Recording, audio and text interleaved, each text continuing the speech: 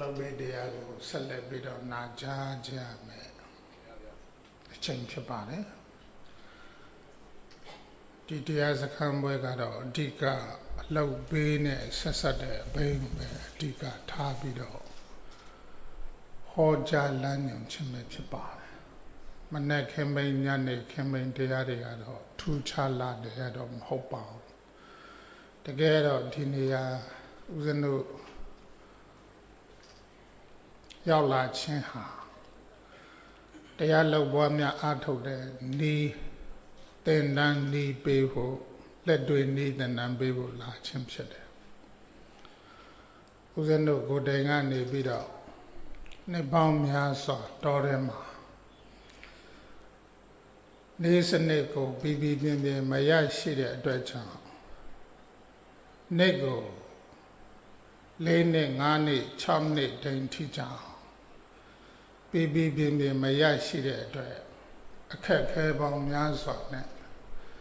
ရင်ဆိုင်ကြုံတွေ့ခဲ့ရဖူးတာဖြစ်တဲ့အတွက်ကြောင့်အဲ့ဒီအခက်ခဲတွေကြားတဲ့ကနေလွယ်ကူတဲ့နီးတက်တာတဲ့နီးမြန်ဆန်တဲ့နီးနဲ့ဘယ်လိုပို့ချရရင်ကောင်းမလဲဆိုတဲ့အစီအစဉ်တွေခေါင်းထဲမှာဝင်လာတဲ့အချိန်ဟာဦးဇင်းတို့အထူးသဖြင့်အလုပ်ပေးတရားတွေကိုအဆင့်တကျပို့ချသွားဖို့ဦးဇင်းတို့ခေါင်းထဲမှာအတွေးတစ်ခုပေါ်လာတာနဲ့အမျှစိတ်ကူးမိတာနဲ့အမျှဦးဇင်းတို့ဒီအလုပ်ပေးတရားကိုပဲရောက်လေရာနေရာဌာနဒိမ်းမှာဦးဇင်းတို့အလုပ်ကိုအတိကထားဦးစားပေးပြီးတော့မှလမ်းညွှန်ပြသခြင်းဖြစ်ပါတယ်အလုပ်ပေးနဲ့ဆက်ဆက်တဲ့အပိုင်းမှာဦးဇင်းတို့စတင်ပြီးတော့ရောက်လာခြင်းဦးဇင်းတို့ဝိပဿနာကိုမရှုစေပါဘူးဦးဇင်းတို့တရားလောက်အားထုတ်တယ်ဆိုတဲ့ဟာဘဝလုံငြိမ်းမှုကိုရရှိရေးအတွက်တရားလောက်ပွားများအားထုတ်ခြင်းဖြစ်ပါလွတ်လပ်နေတတ်ဖို့ခြေနက်နေတတ်ဖို့ဝိပဿနာဆိုတာဘဝနေနည်းရဲ့အတတ်ပညာတစ်မျိုးဖြစ်ပါအဲ့ဒီဘဝနေနည်းအတတ်ပညာမှာဝိပဿနာဉာဏ်ကိုပြီးရှိသွားတဲ့အနေထားမှာလွတ်လပ်မှုဆိုတာဟာမိမိတို့အသိဉာဏ်နဲ့တန်တလောက်ရရှိသွားမယ်ဆိုတာကိုလည်းဦးဇင်းတို့ယုံကြည်ပြီးဖြစ်ပါတယ်ယုံကြည်တဲ့အတိုင်းပဲယောဂီတွေဦးဇင်းတို့မြန်မာနိုင်ငံမှာဆိုရင်နေရာဒေသဌာနတစ်ခုကိုရောက်တိုင်းဒီဝိပဿနာနည်းပညာတွေကိုပို့ချပေးတဲ့အခါမှာ9ရက်10ရက်များအားဖြင့်10ရက်စခန်းကိုပဲအများအားဖြင့်ဖွင့်လို့ရှိပါတယ်10ရက်စခန်း15ရက်စခန်း12ရက်စခန်းအဲ့ဒါလိုဖွင့်လို့ရှိပါတယ်အဲ့ဒါလိုဖွင့်လို့ရှိတဲ့အထက်မှာစတင်ပြီးတော့လုံငြိမ်းချမ်းသာမှုရရှိရေးအတွက်ဘယ်ကနေစတာလဲသမာဓိတည်ထောင်မှုကိုအရင်ဆုံးစပြီးတော့ပြတာဖြစ်ပါတယ်သမာဓိတည်ထောင်မှုကိုအနည်းဆုံး4ရက်5ရက်အထိပြတာဖြစ်ပါတယ်သမာဓိတည်ထောင်လို့စိတ်ရဲ့ကြည်လင်မှုတွေရရှိလာပြီဆိုတဲ့အချိန်ကကြမှာဒိဋ္ဌိနဲ့ပညာကိုဖယ်ခွာပေးပါတယ်အဲ့ဒီဒိဋ္ဌိနဲ့ပညာကိုဖယ်ခွာပြီးတော့ခန္ဓာပါရမတ်ကိုတွေ့အောင်ရှာခိုင်းပါတယ်တွေ့ရှိလာတဲ့အဲ့ဒီခန္ဓာပါရမတ်လို့ဆိုရတဲ့ယုတ်တနန္တသဘောဓမ္မသဘောကိုဦးဇင်းတို့အနေနဲ့လက္ခဏာတင်ပြီးတော့ရှုပွားအားထုတ်စေတာဖြစ်ပါတယ်လက္ခဏာကိုသဘောလက္ခဏာတာမြင်ညလက္ခဏာဆိုပြီးတော့လက္ခဏာနှမျိုးကိုရှင်းလင်းစွာဖော်ပြပါတယ်အဲ့ဒီလက္ခဏာနှမျိုးကိုရှင်းလင်းစွာဖော်ပြပြီးတော့သ တဘာဝလက္ခဏာကနေတာမင်ညလက္ခဏာတာမင်ညလက္ခဏာအထိရှုပွားစေပါတယ်တာမင်ညလက္ခဏာရှုပွားနေတဲ့အချိန်ကကြတော့အာလုံးအသုံးပြုနေကြစကလုံးအတိုင်းဆိုရင်တော့ဖြစ်ပြပဲဖြစ်ပါအဲ့ဒီဖြစ်ပြဆိုတဲ့အရာကအနိစ္စလက္ခဏာဖြစ်ပါအနိစ္စလက္ခဏာကိုပြီးပြင်းရှုပွားနိုင်ပြီဆိုတဲ့အချိန်ကကြမှာဒုက္ခလက္ခဏာတင်ပြီးတော့မှရှုပွားအားထုတ်စေတာဖြစ်ပါတယ်ဒုက္ခလက္ခဏာတွေတင်ပြီးရှုပွားအားထုတ်စေတဲ့အပိုင်းမှာအခက်အခဲရှိတတ်ပါတယ်အဲ့ဒီအခက်အခဲတွေတွေ့ကြုံလာတဲ့အချိန်မှာဖြစ်ပေါ်နေတဲ့အကျိုးတရားကိုအခြေခံပြီးတော့မှဖြစ်ချင်းပြည့်ချင်းရဲ့အကျိုးတရားကိုအခြေခံပြီးတော့မှတွေ့ကြုံလာရတဲ့ဖြစ်ချင်းပြည့်ချင်းရဲ့အကျိုးတရားအခက်အခဲဖြစ်နေတာဘာကြောင့်လဲဆိုပြီးတော့အကျိုးတွေ့ရင်အကြောင်းရှာကြည့်စေပါတယ်အကျိုးတွေ့တဲ့အချိန်အကြောင်းကိုရှာကြည့်တဲ့အချိန်အကြောင်းတွေ့လာသည်နဲ့တပြိုင်နက်အနတ္တညာဟာထင်ရှားပြီးသားဖြစ်သွားပါတယ်ဘဝသည်အကြောင်းနဲ့အကျိုးများသာရှိတယ်ဆိုတာရှင်းရှင်းလင်းလင်းနားလည်သွားသည်နဲ့တပြိုင်နက်တည်းအဲ့ဒီယောဂီသည်အနတ္တဉာဏ်အလိုအလျောက်ဖြစ်ပေါ်ပြီးသားဖြစ်ပါတယ်အနတ္တဉာဏ်ကိုပြီးပြင်းဖြစ်လာတဲ့အချိန်မှာအကြောင်းနဲ့အကျိုးလို့နှစ်ခုရှိတဲ့အထက်မှာအကျိုးတရားကိုရှုပွားရုံနဲ့အကြောင်းကိုတိမ်ရှိပြီးရှုရရောက်ပါတယ်တစ်ချက်ခုတ်နှစ်ချက်ပြဆိုတဲ့အနေအထားမှာအဲ့ဒီအနေအထားရောက်လာတဲ့အချိန်ဝိပဿနာရှုပွားအားထုတ်ရတဲ့အနေအထားမှာအရှုခံတဲ့အရှုဉာဏ်ကိုရှုသည့်ဘွားများနေုံလေးနဲ့မြတ်တက်ပါပဲရှုနေတာငါရှုတာမဟုတ်ဘူးသူရှုတာမဟုတ်ပါငါရှုသူရှုမဟုတ်တော့ပဲနဲ့အရှုခံကိုအရှုဉာဏ်နဲ့ရှုကြည့်နေခြင်းမြတ်ပဲဖြစ်ပါတယ်အရှုခံတဲ့အရှုဉာဏ်ကိုရှုကြည့်နေတဲ့အနေထားမှာအရှုခံဆိုတဲ့အာယုံဒီအကြောင်းကြောင့်အကျိုးဖြစ်နေတယ်ဆိုတဲ့ဟာရှင်းရှင်းလင်းလင်းနားလည်သွားစေပါအဲ့ဒါလို့ရှင်းရှင်းလင်းလင်းနားလည်သွားပြီဆိုတဲ့အချိန်ကချမ်းမှာအကြောင်းနဲ့အကျိုးကိုကျွမ်းကျင်နေပြီဆိုပါမှသစ္စာတင်ပြီးတော့ရှုပွားအားထုတ်စေပါသစ္စာတင်တဲ့အချိန်မှာသစ္စာ၄ပါးရှိတဲ့အထက်မှာပထမဦးဆုံးသောသောတာပတ္တိမဲ့ရဲ့ကျင့်စဉ်မှာဒုက္ခသစ္စာတစ်ခုတိယုံမြနဲ့အရိယာမဲ့စိတ်နိုင်ခွင့်ရှိပါတယ်အဲ့ဒီဒုက္ခသစ္စာမှာဒုက္ခသစ္စာမှာအနဲ့၄ချက်ရှိတာဖြစ်ပါတယ်အနဲ့၄ချက်ရှိတဲ့ဒုက္ခရဲ့သဘောတဘာဝကိုထင်အောင်ရှုခိုင်းလိုက်နိုင်ပြီဆိုရင်တော့အဲ့ဒီယောဂီဟာလုံမြောက်မှုဆိုတာရရှိသွားနိုင်เสียရှိပါတယ်ဒါကြောင့်အဲ့ဒီအထိဥစဉ်တို့လမ်းညွှန်တာဖြစ်ပါတယ်ဒီနေ့ဒီချိန်ဒီခါမှာ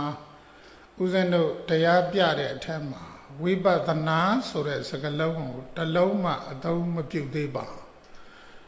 အဲ့ဒီဝိပဿနာအသိဉာဏ်ဖြစ်ပေါ်ရေးအတွက်ဘာလိုအပ်သလဲဆိုတဲ့အခါစိတ်ရဲ့ဒီကြည်ငြိမ်သက်မှုလို့ဆိုရတဲ့တမာတိရှိဖို့လိုအပ်ပါတယ်တမာတိရှိမှသာလဲယထာဘုဒ္ဓဉာဏ်ဆိုတာဖြစ်လာနိုင်ခွင့်ရှိတာဖြစ်တယ်ယထာဘုဒ္ဓဉာဏ်ဆိုတာကအရှိကိုအရှိအတေးသိတဲ့ဉာဏ်ဟာယထာဘုဒ္ဓဉာဏ်ပဲဖြစ်ပါတယ်အဲ့ဒီဉာဏ်ရရှိရေးအတွက်စိတ်စင်ကြယ်မှုရှိဖို့လိုအပ်ပါတယ်စိတ်ဒီတည်ကြည်ငြိမ်သက်မှုရှိဖို့လိုအပ်ပါတယ်တည်တယ်ကြည်တယ်ငြိမ်သက်တယ်အဲ့ဒီတည်ကြည်ငြိမ်သက်မှုရှိဖို့အရေးအတွက်စတင်ပြီးတော့သမာဓိကိုဖြစ်အောင်ဝိရိယနဲ့တတိကိုလေးပေးပြီးတော့ကျင့်စေတာဖြစ်ပါဒီနေ့တော့အဲ့ဒီမက္ခင်၅ပါးလို့ဆိုရတယ်သမ္မာဒိဋ္ဌိသမ္မာသင်္ကပ္ပသမ္မာဝါယာမသမ္မာသတိသမ္မာသမာဓိလို့ဆိုရတယ်ထိုမက္ခင်၅ပါးရှိတဲ့ထက်မှာ Udwebi a low delu suabi melule dinedi tamadigo lebe pido jensen pit tamadi pit on lobo yedi tamadi ne lolo mayama tamadi pit ye tamadi ne lolo mayama ane lowada le the dine wuriya the thare bounce ne on agent bwamya atowala pipa eri Wiriya ne the didi the thare bounce de chain Wiriya ne the dido ye sonyi sura pipa eri sonyi ga bale susi mu we pipa eri susi mu go susi mu ye swan adi bin le tama dilo atom pyu da phit pare eri atwet di nay yogi tu taw kaung apaung dot ko pyaw chin de aya ka a lai pe pi taw pyaw pya chin na ma wiriya ne set sat de a chaung aya be phit pare wiriya so de sakalong ha wira so de tada la da phit pare wira so da ye yin chin lo adai be ya ba ye yin ne lau kain ne saung yat de lau kain saung yat deအနေထားမှာဆွဲမြဲလှုပ်တယ်စိတ်ပါလက်ပါလှုပ်တယ်အာဘာတရားလှုပ်တယ်ကြိုးကြိုးဆဆလှုပ်တယ်အဲ့ဒီအလှုပ်တွေမှန်သမျှဟာဝိရိယရဲ့စကလုံးတွေကြည့်ပါပဲအထူးသဖြင့်ဒီနေ့မိမိတို့ရဲ့တရားအားထုတ်တယ်ဆိုတဲ့စကလုံးဟာလည်းပဲဝိရိယကိုလေးပေးပြီးတော့မှပေါ်ပြထားတဲ့စကလုံးဖြစ်ပါတယ်အဲ့တော့ဝိရိယဆိုတဲ့နေရာဟာရဲရင်နေဆိုတဲ့ဝိရိယဒီအလောက်ဘယ်နှမျိုးလောက်သလဲဆိုတဲ့အခါနှမျိုးလောက်ပါတယ်အဲ့ဒီနှမျိုးကဘာလဲတရားအားထုတ်တယ်ဆိုတဲ့စကလုံးနဲ့ပတ်သက်လို့တရားအားထုတ်တယ်တရားအားထုတ်တယ်အားထုတ်တယ်ဆိုတာကဒီနေရာမှာအားထည့်ပြီးတော့မှရှုပွားအားထုတ်မှအားထုတ်ခြင်းဟာထိမိသိစေတာဖြစ်ပါတယ်အဲ့တော့အားထုတ်တဲ့နေရာမှာမဖြစ်ပေါ်သေးတဲ့တတိတမာရီပညာကိုဖြစ်ပေါ်စေပါတယ်အဲ့တော့ဖြစ်ပေါ်နေပြီးဖြစ်တဲ့ကိလေသာនិဝရဏတရားကိုလည်းဖယ်ရှားပေးပါတယ်ဒါဝိရိယအလောက်နှစ်ခုလောက်တဲ့သဘောကိုပြောတာဖြစ်ပါတယ်မိမိဒီနေ့ယောဂီသူတော်ကောင်းအပေါင်းတို့ရဲ့စိတ်ထဲမှာအတွေးအမျိုးမျိုးတွေဖြစ်နေတတ်ပါတယ်အဲ့ဒီအတွေးအမျိုးမျိုးတွေဖြစ်နေတာဘာကြောင့်ဖြစ်နေတာလဲဆိုတဲ့အခါကိလေသာនិဝရဏတရားကြောင့်ဖြစ်နေခြင်းဖြစ်ပါတယ်အဲ့ဒီကိလေသာនិဝရဏတရားတွေရှိနေသေးတဲ့အတွက်ကြောင့်လည်းပဲစိတ်ကဒီကြည်ငြိမ်သက်မှုအပြည့်အဝမရရှိသေးပဲရှိနေပါတယ်ဒါကြောင့်မလို့လည်းပဲအခက်မျိုးနဲ့ရင်ဆိုင်ကြုံတွေ့နေရတာဖြစ်တယ်အဲ့ဒီအချိန်မှာဒီဝိရိယနဲ့ဝင်နဲ့လေထွက်တဲ့လေဆိုတဲ့အဲ့ဒီဝင်လေထွက်လေရှိတဲ့နေရာအာယုံရဲ့ပုံမှာစူးစိတ်ဆွဲမြဲလေ့ကျင့်ပွားများအားထုတ်ခြင်းဟာဒါဝိရိယရဲ့အလုပ်ပဲဖြစ်ပါတယ်အဲ့ဒါလို့လုံနေတဲ့အချိန်မှာစောကပြောတဲ့ကိလေသာនិဝရဏတရားတွေဟာအခိတ်အတန့်ကွာလျောသွားစေပါတယ်အတွေးတွေကနေမိမိတို့ရဲ့တွေးနေတဲ့အတွေးလေးတွေဟာဝင်လေထွက်လေနဲ့ဝင်လေထွက်လေလို့ဆိုရတယ်ရှုွက်နဲ့ရှုချက်လို့ဆိုရတယ်တတိဝိရိယတို့နဲ့တထတဲ့မိနေအောင်ရှုကြည့်နိုင်တဲ့စွမ်းအားရှိမဲ့ဆိုရင်အတွေးလေးတွေကအခိုက်အတန့်တော့ကင်းစင်သွားစေပါတယ်သို့တော်လည်းပဲစိတ်ကမစင်ကြယ်သေးတဲ့အတွက်ကြောင့်ဒီကိလေသာនិဝရဏတရားတွေဝင်မလာရအောင်ဂယုစိုက်ပြီးတော့မှရှုမှတ်ပွားများနေရတာဖြစ်ပါတယ်အဲ့ဒီရှုမှတ်ပွားများနေခြင်းအလုပ်ဟာဘာလုပ်လဲဆိုတဲ့အခါဝိရိယရဲ့အလုပ်ဖြစ်ပါတယ်အဲ့ဒီတစ်ခုတည်းလောက်ယုံနဲ့ကိလေသာនិဝရဏတရားကိုဖယ်ရှားပြီးသားတတိသမာဓိပညာတွေကိုဖြစ်ပေါ်အောင်လေ့ကျင့်နေပြီးသားဖြစ်ပါတယ်တစ်ချက်ခုတ်နှစ်ချက်ပြဖြစ်ပါတယ်သို့တော်လည်းပဲဝိရိယတတိအင်အားတွေမလုံလောက်သေးတဲ့အချိန်မှာ တွေးတွေဝင်လာတတ်ပါတယ်တွေးတွေဝင်လာတတ်တယ်ဝင်လာတတ်တဲ့အတွေးတွေရဲ့သဘောကိုတေးသေးချာချာမတွေးရဘူးလို့တော့မဆိုလိုပါဘူးမတွေးနဲ့လို့ပြောလို့လည်းမရပါဘူးဟန်တားလို့လည်းမရပါဘူးတွေးပြီးသွားရင်တော့ပြန်လည်ပြီးတော့ဆန်းစစ်ဖို့လိုအပ်ပါတယ်ဘယ်လိုတွေးသွားသလဲဆိုတဲ့ဟာတွေးသွားပြီးပြန်ဆန်းစစ်ဖို့လိုပါအဲ့ဒီဆန်းစစ်ကြည့်လိုက်တဲ့အချိန်ကကြတော့ဒီအတွေးတွေထဲကနေပြီးတော့မှလုံချင်မှုတွေရချင်မှုတွေတွေးနေတတ်တာတွေလည်းရှိတတ်ပါတယ်လုံချင်လို့ရလာတဲ့အရာလေးတွေကိုတွေးပြီးတော့လည်းပဲနှစ်သက်နေတတ်တာတခါတည်းအဲ့ဒီအတွေးလေးနဲ့နှစ်သက်နေတဲ့သဘောတွေလည်းရှိတတ်ပါတယ်လုံချင်မှုရချင်မှုအတွေးနဲ့လို့ရလာတဲ့အရာလေးရဲ့အပေါ်မှာနှစ်သက်နေတဲ့အတွေးအဲ့ဒီအတွေးမှန်သမျှဟာကာမိသန္တနိဝရဏလို့ခေါ်ပါတယ်ကာမိသန္တနိဝရဏဆိုတဲ့ဒီနိဝရဏဆိုတဲ့စကားလုံးဟာဒီနေရာမှာပါဝင်လာပြီဖြစ်တယ်နိဝရဏဆိုတာကအပိတ်အဖုံးလို့အဓိပ္ပာယ်ရပါကိုပိတ်ဖုံးတတ်တယ်လဲဆိုတဲ့အခါရှုွက်ကိုပိတ်ဖုံးစေတတ်ပါတယ်ဝင်လေထွက်လေရှုပွားအားထုတ်နေတဲ့ပုဂ္ဂိုလ်တွေအဲ့ဒီဝင်လေနဲ့ထွက်လေကိုသိခွင့်မြင်ခွင့်မရအောင်ဒီနိဝရဏတရားတွေကနေပိတ်ဖုံးလိုက်တာဖြစ်ပါတယ်တနည်းအားဖြင့်ဒီအတွေးစိတ်ကနေလွမ်းဖုံးလိုက်တာဖြစ်ပါတယ်လွမ်းဖုံးလိုက်တဲ့အချိန်မှာရှုွက်ကိုရှုချက်နဲ့တထထဲမိအောင်မရှုကြည့်နိုင်တော့ပါဘူးအဲ့ဒီအချိန်မှာအဲ့ဒီလိုရှုွက်နဲ့ရှုချက်နဲ့တထထဲမမိအောင်ကြားတဲ့ကနေပြီးတော့မှနိဝရဏကနေပြီးဝင်ရောက်ပြီးတော့လွမ်းဖုံးသွားခြင်းပဲဖြစ်ပါနိဝရဏသည်ဘာနိဝရဏလဲဆိုတဲ့အခါကာမိသန္တာနိဝရဏပဲဖြစ်ပါတယ်အဲ့ဒီလိုလုံချင်မှုရချင်မှုအတွေးတွေရလာပြီးတဲ့အရာကိုနှစ်သက်နေတဲ့အတွေးတွေအဲ့ဒီအတွေးတွေဖြစ်ပေါ်လာတဲ့အချိန်မှာလည်းပဲဘာလို့ရပြန်တာလဲစီပြီးလို့ကာမိသန္တနိဝရဏပဲလို့ရှင်းလင်းတွေးပြီးသွားရင်ပြန်လည်ပြီးသုံးသပ်နေတဲ့စွမ်းအားရှိပြီဆိုရင်တော့ဆက်လက်ပြီးတော့မှဝင်လက်လေနဲ့ထွက်လက်လေကိုဆက်လက်ရှုပွားအားထုတ်ရတာဖြစ်ပါတယ်မတိလို့တွေးနေခြင်းဖြစ်တယ်တိသွားပြီးရင်အတွေးသည်နည်းသွားပါလိမ့်မယ်အဲ့ဒါကတော့သိစိတ်ဝင်စားစရာကောင်းပါလေအလွန်စိတ်ဝင်စားစရာကောင်းတဲ့အချက်ပဲမသိရင်အဲ့ဒီအကြောင်းအရာတွေထပ်ခါတွေးနေတတ်ပါတယ်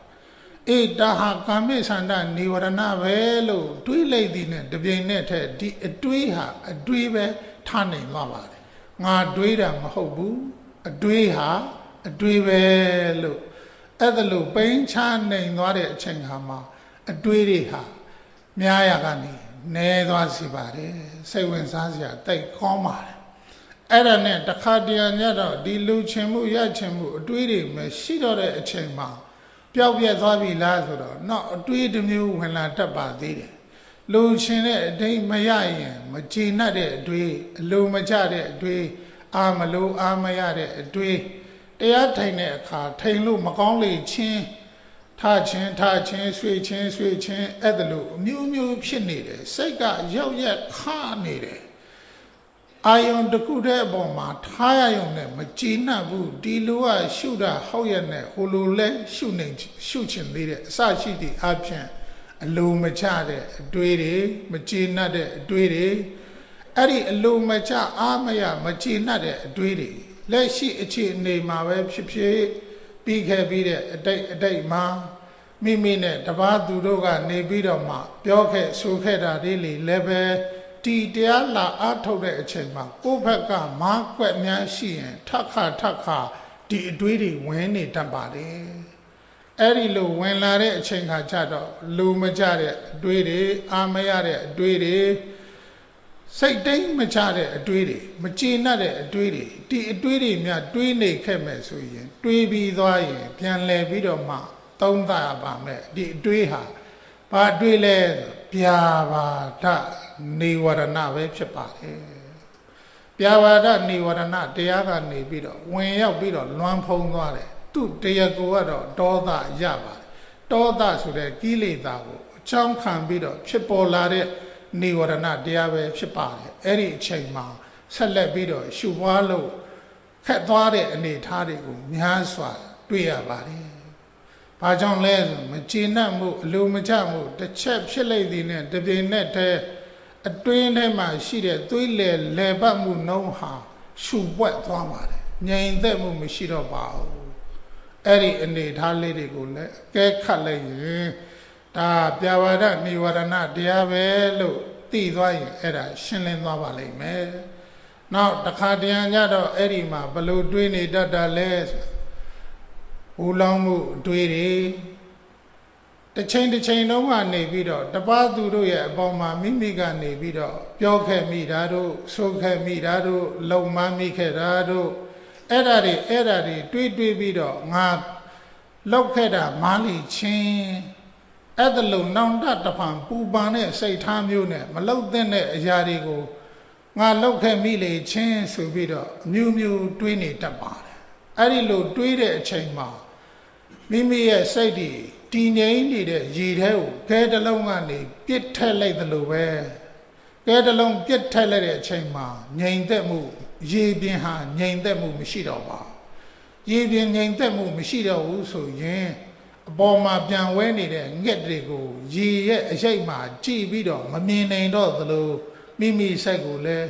ကြည်လင်တဲ့စိတ်မရှိတော့တဲ့အတွက်ကြောင့်အမှန်တိုင်းမသိနိုင်တော့ပါဘူးအဲ့ဒီအချိန်မှာအဲ့ဒီမှာဘာဖြစ်လဲဆိုတဲ့အခါပုဂ္ဂိုလ်စနိဝရဏဩဒိစ္စနိဝရဏပြန်လွင့်သွားပါလေစိတ်တွေကထိန်းလို့မရထိန်းချုပ်လို့မရကိုယ်ကဲလို့မရထားစရာနေရာမရှိလောက်အောင်ပြန်လွင့်ပြေးသွားတတ်တဲ့အနေအထားတွေတွေ့ရပါတယ်အဲ့ဒီပြန်လွင့်ပြေးသွားပြီးတော့မိမိစိတ်ကဝင်လေထွက်လေပေါ်မှာလဲတင်လို့မရနာကျင်ကြိုက်ခဲမှုပေါ်မှာလဲထားလို့မရဟိုနေရာထားမရဒီနေရာထားမရစိတ်တွေရောက်ရက်ခါပြီးတော့အဲ့ဒီအချိန်မှာပူလောင်ရှုပ်ထွေးလာတတ်ပါပြန်လွင့်သွားတယ်အဲ့ဒီအချိန်မှာအဲ့ဒီပြန်လွင့်နာရဲ့ပူလောင်နာရဲ့အဲ့ဒါကိုစာလို့ခေါ်တဲ့အချိန်ကကြတော့ဩဒိစ္စပုဂ္ဂိုလ်စနိဝရဏလို့ခေါ်ပါ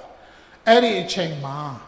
ယောဂီအနေနဲ့ဝင်လေထွက်လေကိုအတင်းကရောရှုပွားလို့မရပါဘူးခေါင်းအေးထားတက်သားသလိုလေးနေပြီးငြိမ်ငြိမ်လေးစိတ်ကိုတက်သားသလိုလေးခဏလေးနေလို့ငြိမ်သက်လာပြီဆိုတဲ့အချိန်ကမှရှုခွက်နဲ့ပေါ့ရှုချက်တင်ပြီးတော့ဆက်လက်ပြီးတော့ဝင်လေထွက်လေကိုရှုပွားရတာဖြစ်ပါတယ်နှုတ်မဟုတ်ရင်အဲ့ဒီမှာဝင်လေထွက်လေကိုရှုပွားအားထုတ်လို့လေပူရှုပ်လေအဲ့ဒါလိုဖြစ်လာတတ်ပါတယ်ဒါကအဲ့ဒီလိုဖြစ်လာခဲ့မယ်ဆိုရင်လဲအခုဝိရိယလို့ဆိုရတဲ့အာထုတ်မှုနဲ့ဖယ်ရှားတုတ်တင်ရမှာဖြစ်ပါတယ်ကိလေသာနိဝရဏတရားကိုဒီအခုပြောခဲ့တဲ့ဝိရိယကနေပြီးတော့ရှင်းလင်းတုတ်တင်သွားနေတဲ့စွမ်းအားရှိပါတယ်နောက်တစ်ခုကဘာလဲတရားလောက်အာထုတ်ရင်ကနေတန်တရားတွေဝင်လာတတ်ပါတယ်တန်တရားတွေအမျိုးမျိုးဝင်လာတတ်တယ်ငါတရားလောက်တာဘာကျိုးရှိသလဲဖြစ်ပါမလားဟုတ်ပါမလားအဲ့ဒါလို့တန်တရားအမျိုးမျိုးတွေနဲ့ဝင်လာတတ်တဲ့အနေအထားတွေလည်းမိမိစိတ်ထဲမှာတန်တရားအမျိုးမျိုးတွေဖြစ်လာတတ်တယ်တစ်ချိန်အတိတ်ကမိမိလောက်ခဲ့မှုတဲ့အရာလေးတွေနဲ့ပတ်သက်လို့လည်းပဲတန်တရားဝင်လာတတ်တယ်လို့လက်ရှိပြစ္ဆုတ်ပံရဲ့အနေအထားမှာလည်းပဲဒီလိုဖြစ်လာတတ်တယ်ဒါမဖြစ်နဲ့လို့ထားလို့မရသေးပါဘူးမရပါဘူးဘာလို့မရတာလဲဆိုကိုယ်တန်တမှာဝိသိကိစ္စဆိုတဲ့တန်တရားစိတ်ဟာရှိနေသေးတာဖြစ်ပါတယ်ဘုဒ္ဓဆင်မှန်သမျှဟာဝိသိကိစ္စမကင်းသေးပါဘူးဝိသိကိစ္စမှမကင်းသေးသေးကာလပတ်လုံးကတော့တန်တရားဆိုတာရှိနေဥမာအမှန်ပဲအဲ့ဒါလို့တန်တရားစိတ်တွေဝင်လာမယ်ဆိုလို့ရှိရင်လည်းပဲအဲ့ဒီမိမိကနေပြီးတော့ဒီဝင်လေနဲ့ထွက်လေကိုတတိထားဝိရိယစိတ်ပြီးတော့မှအာဘာတရားကြိုးစားပြီးတော့ရှုပွားအားထုတ်ရမှာဖြစ်ပါတယ်အဲ့ဒါလို့ဝင်လေနဲ့ထွက်လေတက်သွားတဲ့အချိန်မှာခုပြောတဲ့ဝိသိကိစ္စနိဝရဏတွေဟာဖယ်ရှားပြီးသားဖြစ်သွားတယ်နင်သွားတော့လို့မောင်းထုတ်เสียမလိုပါဘူးနင်เสียမလိုပါဘူးဝင်လေနဲ့ထွက်လေကိုတဲ့အောင်ရှုမှတ်ပွားများအားထုတ်လိုက်မယ်ဆိုရင်အဲ့ဒီတန်တရားဖြစ်နေတဲ့စိတ်တွေကိုလည်းပဲအခိုက်အတန့်တော့ရှင်းလင်းသွားမှာဖြစ်ပါတယ်အဲ့ဒီလိုရှင်းလင်းသွားအောင်ဘသူကလှုပ်တယ်လဲဆိုတဲ့အခါအခု ခုဝိရိယကနေဖယ်ရှားတုတ်တင်ပေးခြင်းပဲဖြစ်ပါတယ်ဒါနဲ့အဲ့ဒီမှာဒီစိတ်နဲ့ပတ်သက်တဲ့အတွေးနဲ့ပတ်သက်တဲ့အဘိဓမ္မာဒီ၄ခုရှိပါတယ်၄ခုကဘာလဲကာမိသန္တာနိဝရဏပြာပါဒနိဝရဏဩတ္တစ္စကုက္ကုစနိဝရဏဝိသိကိစ္စနိဝရဏဆိုပြီးတော့ဒီ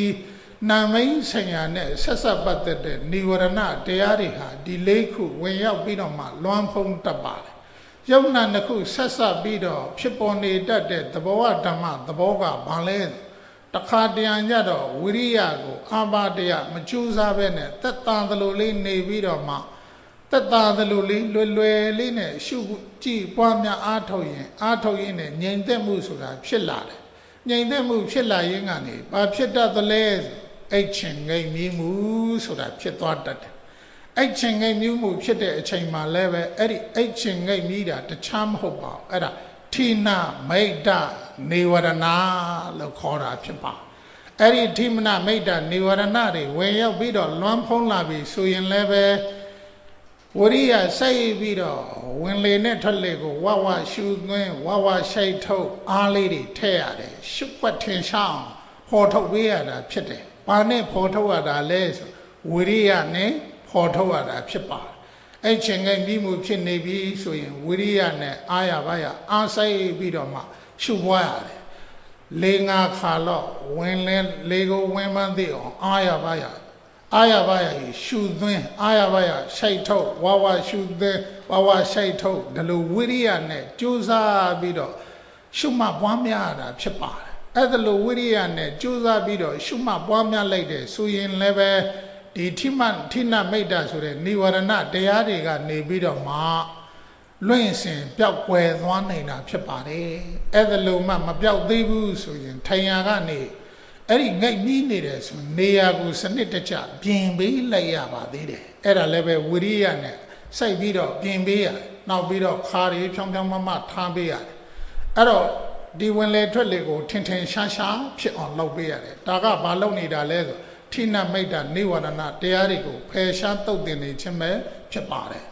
ဒီတော့ကအခုပြောခဲ့တဲ့နိဝရဏတရား၅ပါးတွေကိုဒီဝိရိယကနေဖယ်ရှားတုတ်တင်ရှင်းလင်းပေးသလိုမဖြစ်ပေါ်သေးတဲ့တတိတွေကိုလည်းပဲဖြစ်ပေါ်အောင်ဂယုစိုက်ပြီးတော့ရှုပွားအားထုတ်မယ်ဆိုရင်တတိကိုလည်းဖြစ်ပေါ်စေတယ်တမာတိကိုလည်းဖြစ်ပေါ်စေတယ်ဉာဏ်ကိုလည်းဝိပဿနာဉာဏ်တိမ်ထိကြအောင်ဖြစ်ပေါ်စေနိုင်တဲ့စွမ်းအားရှိတာဖြစ်ပါတယ်ဒါကြောင့်တရားလောက်အားထုတ်တဲ့အချိန်မှာတော့အဲ့ဒီမှာဘုဂုတ်ရှာတော်ဘုရားကြီးကလည်းတတိထားဝိရိယစိတ်ဉာဏ်နဲ့ကြီးမကြခဏတတိပေးတော်မူပါတယ်ဦးဇင်းတို့ကြတော့သမာဓိတည်ထောင်တဲ့အဘိညတာရှိသေးတဲ့အတွက်ကြောင့်ဝင်လေနဲ့ထွက်လေကိုတတိမပြတ်အောင်အမြဲတမ်းအကဲခတ်အမြဲတမ်းဂယုစိုက်ရမယ်လို့အဲ့ဒါလိုပဲအမြဲတမ်းပြောလို့ရှိတယ်ဂယုစိုက်တယ်ဆိုတာဝိရိယပဲဖြစ်ပါတယ်ဘာကိုဂယုစိုက်ရတာလဲဆိုဝင်လေနဲ့ထွက်လေကိုတတိလွတ်မသွားအောင်အမြဲတမ်းပဲဂယုစိုက်ရတာဖြစ်ပါတယ်အဲ့လိုဂယုစိုက်တဲ့အထက်မှာဒီနေ့ကတော့တို့ယောဂီသူတော်ကောင်းအပေါင်းတို့အနေနဲ့ခါတိုင်းနေ့ကနေရှုပွားအားထုတ်တဲ့အချိန်မှာဝင်လေနဲ့ထွက်လေကိုယူလေးပဲရှုပွားစေပေမဲ့မနေ့ခင်းတုန်းကပြောခဲ့တဲ့အတိုင်းဒီနေ့ကျတော့ဝင်လေထိထွက်လေထိလို့ဒီလိုရှုပွားစေပါအဲ့ဒီရှုပွားအားထုတ်အောင်မှာဖြစ်ပါတယ်ဝင်လေထိထွက်လေထိလို့ရှုပွားလိုက်တဲ့နဲ့တပြိုင်နက်တည်းဝိရိယအားကပို့ပြီးတော့စိုက်ရတာဖြစ်ပါတယ်ဝိရိယအားမစိုက်ဘူးဆိုလို့ရှိရင်မမတ်နိုင်တော့ပါဘူးရှုပ်ထွေးကုန်ပါတယ်အချက်ကြရှုပွားအားထုတ်နိုင်ဖို့အရေးဟာဝိရိယထည့်ပေးရတာဖြစ်ပါတယ်တလုံးတိုးလိုက်သည်နဲ့တပြိုင်နက်တည်းဝိရိယကအလောက်ပို့ပြီးတော့လောက်ရတာဖြစ်ပါတယ်အဲ့တော့ဝင်လေက